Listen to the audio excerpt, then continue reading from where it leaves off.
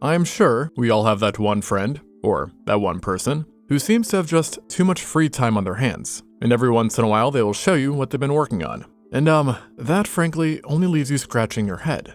And this seems to be a type of person that has only become common in recent times, as one would assume that more modern inventions, such as economic crises, procrastination driven by technology, AI takeovers, and boredom at work, have gently egged people to commit valuable time to creating things that are, well, perhaps not so valuable.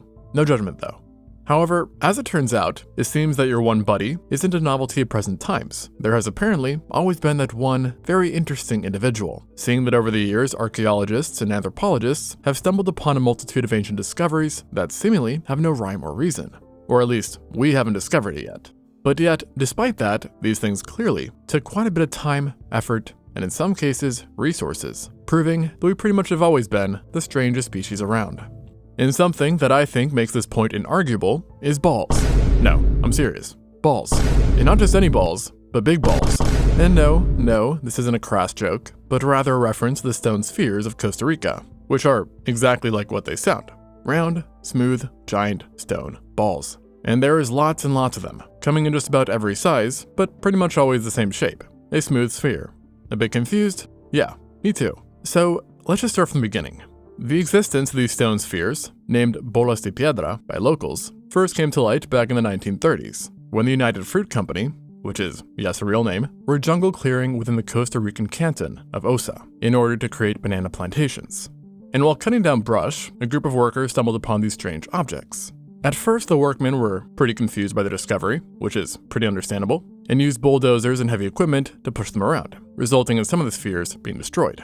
But then, after getting a better look at them, the workers decided that they actually had hit the discovery jackpot, as they figured that something must have been sealed away in these stone balls. And their guess? Gold. And thus, they promptly rigged a few up with dynamite to bust them open. But sadly for them, within these broken balls, their expectations were squashed, as it was stone through and through.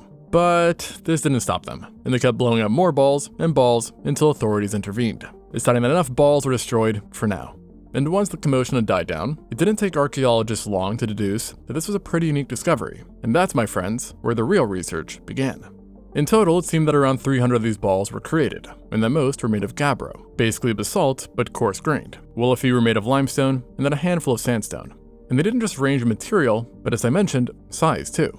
And that range was quite stark, as the tiniest of the balls were just 2 centimeters, or 0.8 inches in diameter, while the largest were 2 meters, or 6.6 feet in diameter. So whoever made that one clearly had a bit of time to kill, especially when you consider that they were created when modern stone carving tools did not yet exist. Instead, they had to be crafted through meticulous hammering with stone tools, and then be heavily polished to smooth them out, likely requiring tens to hundreds of hours to complete. And what made it all more time expensive was the fact that these spheres also then needed to be moved, which is not a very easy feat when you consider the fact that some of them weighed up to 15 tons, heavier than a freaking African elephant. So, who would put themselves through so much pain and work? And the answer, seemingly, was the Dicas people. Based on all evidence we have, it's believed that the culture was a pre-Columbian indigenous group that was a subsect of the greater Chiriqui culture that had extended from Costa Rica to Panama. The Dicas people in particular inhabited the delta of the Tarapa River and the small Cano Island, which lies about 10 miles or 16 kilometers from the western shore. Now, unfortunately, very little is actually known about the group, such as their population numbers, overall culture, and timeline, with much of our knowledge on their existence stemming actually from the spheres themselves. And that leaves things a bit tricky, as in all the time since its discovery, no one has been able to tell the purpose behind these balls. Hypotheses have ranged from notions that it was a way for the ancient population to pass the time, to religious purposes, and then all the way up to lawn decor for the powerful members. As I guess nothing says you're well off like giant rock balls in your garden, apparently. However, that being said, there are some other small slivers that do give us a bit of insight into this group besides the spheres, as we managed to identify the construction of mounds and public plaza points, while small statues have also been found, many of which bear feline or lizard faces, suggesting that both these animals played a large role in Dicas society. Besides this though, not much else is known about the group, just that one day they were making balls, and the next, they weren't. Exact dating, though, on this start and stop date has proven a bit trickier than anticipated, as the final resting locations of the spheres differ from where they were originally made. So far, the earliest proposed dates suggest these balls started being created up to 2,300 years ago, around 300 BC, and then continued all the way up to the 16th century. And what is a bit interesting is that from about 1300 years ago till the end, the Deekis people were pumping these things out faster and faster, until again it just suddenly stopped. And from here the story gets a bit more mysterious and somewhat bleak, as the disappearance of this culture coincides quite nicely with Spain's colonization of Costa Rica. However, that being said, no European explorer from that time ever mentioned the balls in any written accounts. Plus, what's more is that an expedition that literally went through the area where this group lived not only failed to report any spheres, but also made no mention of signs of human life or settlements, suggesting that the Deekis people had at this point already died out or at least abandoned their homes, leading to some questions, such as, did they see the Spaniards coming in dip? Were they killed due to introduced diseases that had been brought over? Or had they disappeared from something else entirely different? Unfortunately, like the purpose of the spheres, we don't know and probably never will. A bit of a somber ending to an otherwise, at least, somewhat positive story. I mean, what's not to love about a good rock? And thankfully though, not all strange cases like these have darker, mysterious endings. Sometimes they're just random and mysterious, without the whole dark part. Maybe. Which you can see with our next case, the Great Jars of India, or Assam. And a bit like the balls, the names of these artifacts are quite fitting, as I really am just talking about jars that were great in size. But let me explain. This story started not that long ago, as it was only in the 2020s that the discovery was made, when a team excavating a forest in the northeastern state of Assam located giant jars, lots of them, 65 to be exact. However, it actually turns out that civilians in the area had been aware of them for a bit longer, as they were described by civil servants all the way back in the 1930s. Regardless, these jars had apparently been carved out of sandstone, a classic sedimentary rock that is primarily made up of sand-sized grains of silicate, cemented together by other minerals, and thus making it quite easy to carve through. Still though, these jars are impressively large, with some of them standing 3 meters or 9 feet tall and weighing over 10 tons. So they definitely would have taken some time to make, and moving them would have been no laughing matter, especially since they were jars, not balls that had more superior rolling dynamics. So whoever had built them must have been pretty strong. Yet, in truth, no one has been able to figure out who this exactly was, or even when. As similar to the spheres, dating attempts have yielded somewhat mixed results, with the only conclusion having been that the jars were all over 2,400 years old, tracing back to before 400 BC, with the assumption being that some local group in the region back then cooked them up. And thus, the next question that pops into my head at least, is why giant jars, exactly? And the answer to that is not clear. Nowadays, jars are mostly used to hold items and food, and this certainly could have been the case in Assam, yet jars for those purposes tend to be much smaller, not like the mega jars people were creating in India. And as it turns out, it wasn't really just the 65 jars, as since those first have been found, so have at least 640 others, putting the total amount of giant jars to over 700. And now, this is certainly odd, but you see, researchers have a default when they can't figure something out, and that is to propose that it was used for burial practices. And alas, this is the best hypothesis, outside of the other idea, which is that the jars were just labors of boredom. And there is some indirect evidence that actually supports this, as in Laos, large jars of similar sizes have been found with human remains inside. The only difference here is that of the 700 studied jars, not a single one was found to hold anything of significance. No bones, no personal belongings, etc. A bit weird to say the least. Meanwhile, in the Laos jars, human remains and other items have not only been found in many of the jars, which, by the way, number over 2,000, but were also located around the jars, leading some to question if they were truly used for burial practices. Additionally, these jars seem to be pretty rare for an established practice, like a burial practice, as they come only from 4 sites and have only been located in the state of Assam. This being said though, there is one tidbit of information that has the researchers still locked on to the whole burying the dead idea, as in one report from the 1930s, someone had stated that one, or a couple of the jars, did have bones inside them. But that's pretty much it, and therefore leaving lots of room for doubt, no pun intended. And for me personally, I kinda like the idea better that this civilization just had a thing for giant jars. I mean, I personally already know a few people who really, really love jars. And you know something else that people like too? Doodling. Yes, the art of doodling is absolutely a thing, and technically, a doodle is any drawing made while a person's attention is occupied. They tend to be simple, can have some meaning, or be completely random, and increase in frequency when someone is bored, daydreaming, or procrastinating, which I can personally attest to the last one. And so, why am I bringing doodling up? Well, besides being an avid doodler myself, it turns out that doodling has long been in the repertoire of people who should be doing something else, as the earliest confirmed doodles are very, very old. One might say ancient, in fact. It's specifically from South Africa's Blombos Cave that we have the first recorded case of, bro, you're not even listening, as it was in this cave that a 73,000-year-old piece of rock was located, which bore signs of having been doodled. The cave itself dates to between 100,000 and 70,000 years ago, during the Middle Stone Age, and has long been a trove of archaeological importance, as over the years, multiple discoveries have come out of it, including bones, shell beads, stone tools, faunal remains, and bone tools, suggesting that it was for a long time inhabited, or, at the very least, frequently visited by anatomically modern humans in the area. And amongst the pile of very important finds, we find the most important one of all, one that was a rock. A rock that, wait for it, had red lines all over it. Yep, 9 red lines to be exact, that were just kind of there. No visible pattern, just lines on lines. And this might have been seen as nothing, and just skipped over, yet the red part was a pretty interesting coloration, and the researchers had a hunch that it was man-made. So, despite the risk of finding nothing, they decided to extensively study the rock over the next 7 years, which revealed, drumroll please, that the red lines were without a doubt forged by a human, having been made with a red ochre crayon. So, I guess crayon eaters have been a thing for longer than we first thought too. Now you may be wondering, why in the heck does someone draw random lines on a rock? And the answer to that, my friends, is, well, why do you scribble or draw random lines?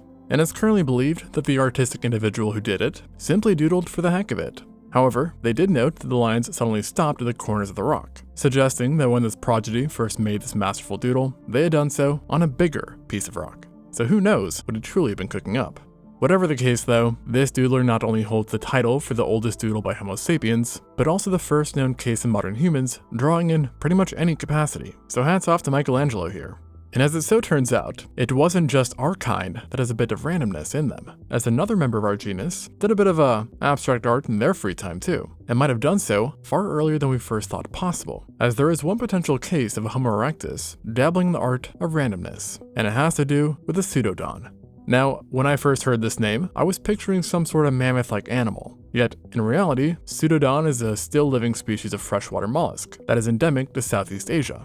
The specific mollusk in question was obviously an ancient one that dated back to 485,000 years ago, during the Chibanian stage of the Middle Pleistocene, and was specifically found within Indonesia's Trinil site, which is a very established trove of paleoanthropological finds, which includes, by the way, the famed Java Man, and sits along the banks of the Bengawan Solo. The shell in question was really just one of many, but it specifically caught the eyes of researchers for one reason, and that one reason was zigzags.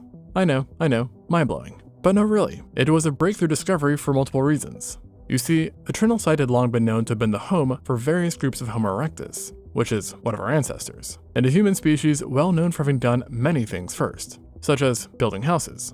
But for a long time it was thought that art, or doodling, was pretty much off the table, because apparently art is harder than making houses. That is until this shell. You see, the zigzag lines appear to have been deliberately made by one of them. And based on the impressions, and the fact that the shell was associated with a coastal community, it's thought that the art tool in question was actually the shark tooth, which were known to be used to routinely open shells in general.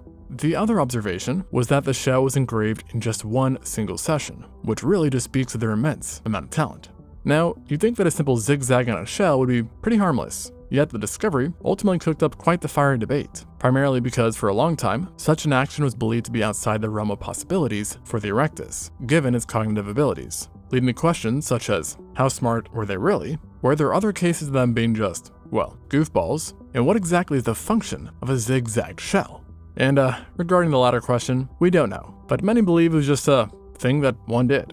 I mean, I know I personally have picked up a few shells in my lifetime via boredom, or drew on things that I perhaps should not have. And maybe our cousin the erectus was doing the same thing. With that said, others speculate that he might have done it to mark some sort of territory, because we all know how terrifying graffitied seashells are. Or there is also the chance that he or she was simply trying to impress their fellow Homo erectus significant other, being all romantic and shiz. Then, on the other side of the debate, there are those who think that this shell was actually a deliberate art piece, with the zigzag supposed to have some sort of deep symbolic meaning, perhaps representing all the ups and downs in life. Though, truthfully, I do kind of think the hypothesis of the erectus simply being bored one day is probably the right one, but I guess we'll never know. So with all that said, it is clear that at least in some capacity, humans have been artsy and pretty random for quite a while. However, not every find that reflects our randomness or willingness to commit energy to projects has to do with, well, doodling. Because as you know, some people are less into marking things and more into making them. For example, I know a few people who have Lego monoliths within their homes. And this might not be such a new concept after all, as researchers are aware of things such as the Acheulean hand axes. Now, Acheulean is really a reference to an archaeological industry that manufactured stone tools, and has historically been associated with the Homo erectus, once again, and more derived species, such as the Homo heidelbergensis, and even early Neanderthals. This industry seems to have began as far back as 1.95 million years ago, during the Lower Paleolithic, and then continued all the way up until just 130,000 years ago, with traces of it being found all over Europe, Africa, Asia, and possibly parts of Australia. And actually, this culture, you could say, is for now considered the longest running one in the entire history of humankind. Pretty impressive. And a chief part of it has always been its unique and quite easy to identify handheld stone axes, which were oval or pear-shaped and used for many tasks such as butchering, cutting wood, digging up roots, scraping material, etc., leading to it often being nicknamed the Swiss Army knife of the Stone Age. So clearly it was a useful tool, but just like knives, someone can reach a point where they just have so many of it you start to get a little confused. It's like if you went over to a friend's house who had samurai swords, seeing that they had one would be pretty dope, but 300 might raise a couple of questions and possibly some concerns. And I give you this example as the researchers have discovered something a bit similar in Acheulean axes, as over the years, not one, but multiple sites have been found with an abnormal accumulation of these axes. And of them all, perhaps the most interesting has been the Lorgasale Basin in Kenya. Located in the eastern Rift Valley, this specific site was first stumbled upon by modern scientists in 1919, but it wasn't until the 40s that a real interest started to develop. And why? Well, first off, multiple extinct species of animals were found here, including various kinds of hippos, elephants, zebras, giraffes, and baboons, which are obviously no longer around, and also show distinct signs of having been butchered by humans. However, what really seemed a bit off here was the amount of axes that started to be dug up, as buried here wasn't just hundreds of axes, but thousands upon thousands. So much so that the site has since been designated as the highest concentration of axes on the planet, out-axing anything found even in ancient armories, from say the Romans to medieval barracks. And despite thousands having been sent to museums all over the world, it seems that still thousands still remain buried. And so the sheer quantity made for quite the story. Perhaps the researchers had stumbled upon an ancient civilization of early hominins unlike no other, right? Well, there was a few other perplexing finds. The first one being that the vast majority of these axes had shown signs of little to absolutely no usage. Figuratively speaking, they were, as far as buried axes go, squeaky clean. A bit odd seeing that axes of those times were basically used for everything and anything. So finding a huge amount, let alone ones that were left alone, was a tad bit strange. And then here's the other thing. If you find thousands of axes in an area inhabited by people, how many skeletons of said people would you expect to find? Thousands? Hundreds? Maybe tens if we're being very, very conservative? Well, try just one. And it wasn't even a complete skeleton, instead being the partial fragmented frontal bone of a 950,000-year-old Homo erectus. And while this is certainly the most striking case, as I mentioned, it wasn't an isolated one, as at least 2 other sites with an abundance of axes never used, which also lacked human remains by the way, are known of. And this includes sites outside of Africa too, such as in Europe. So this is a tad strange, no doubt, and has led to the formation of between 2 and 3 main hypotheses. The most popular one that gives a practical explanation is that these sites were really just factories for these axes, from which they would then be transported to other areas over long distances. However, there's a few things that seem to contradict this proposal. One is that many of these axes were pretty symmetrical, meaning that each was meticulously made and would have taken exceptional time and effort to craft. Something that you don't, usually see in factories, where the usual go-to is quantity and effectiveness. And studies have found that much cruder axes could have been made that would have performed just as well. Not to mention that none of these axes showed signs of even being tested after their production, or that they were obviously moved around. In other words, if this was a site for exporting, there should be signs of that.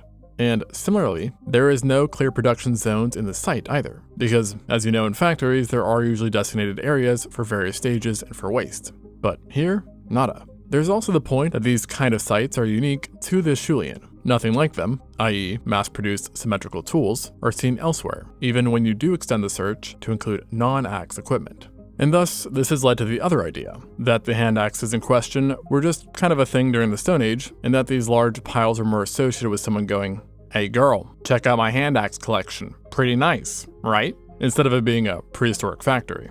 But anyways, all in all, it just goes to show that while things around us have changed, maybe humans themselves haven't changed as much.